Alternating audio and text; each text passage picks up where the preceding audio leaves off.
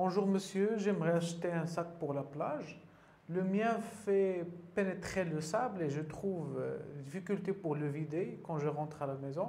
Je me demande si celui-là me convient. C'est un très bon sac monsieur, il est fait en toile, il est très grand comme vous voyez.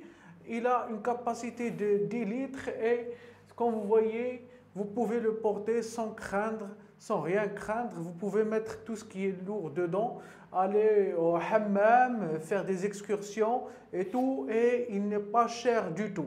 Oui, oui, ça se voit. Il est à combien? Ce sac, il est seulement à 90 dirhams. On a vendu une tonne de quantité et il ne reste que quelques-uns. 80 dirhams? Ah, j'ai trouvé moins cher. Bon, ok, merci monsieur, à la prochaine. Ça, c'était le premier scénario. On a vu que le client demande ou a besoin d'un sac pour la plage parce qu'il a un problème, il a une problématique parce que son sac qu'il a maintenant fait pénétrer le sable. Quand il le pose sur le sable, il fait pénétrer le sable et il ramasse une grande quantité qui le dérange quand il rentre chez lui.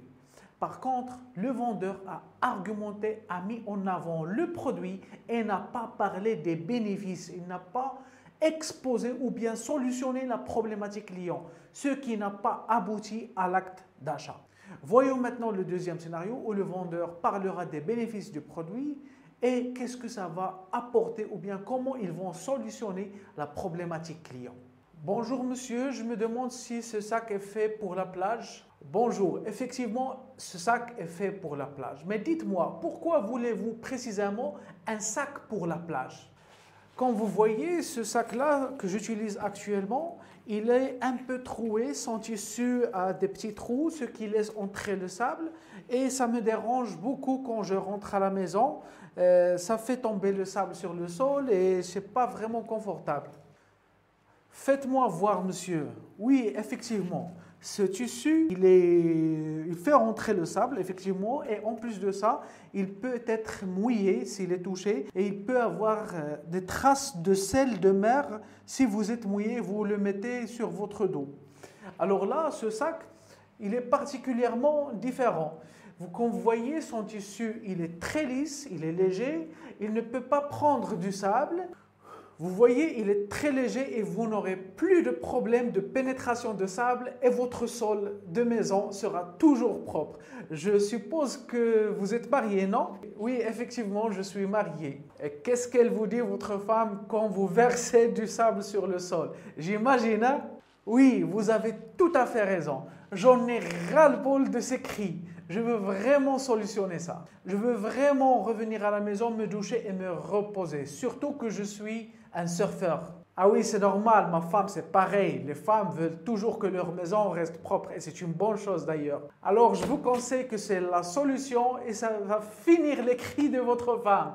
Merci beaucoup, vous m'avez bien compris. Il est à combien? Que 90 dirhams, monsieur. Parfait, la voilà. Au revoir. Alors là, j'espère que vous avez constaté la différence entre le premier et le deuxième scénario. Le premier où le vendeur a exposé les caractéristiques du produit, il a vendu le produit. Et le deuxième scénario, le vendeur a vendu la solution pour résoudre la problématique client, ce qui a abouti à l'acte d'achat. Pour trouver cette problématique, pour la connaître, il faut poser des questions au début. Il y avait une technique aussi de ressemblance. Le vendeur a montré au client qu'il comprend aussi les femmes, il comprend le souci qui vont avec les cris quand le sol n'est pas propre. Ce qui a fait sentir au client que le vendeur le comprend et qu'il sait de quoi il souffre exactement, ce qui a facilité l'instauration de la confiance et a abouti à l'acte d'achat facilement.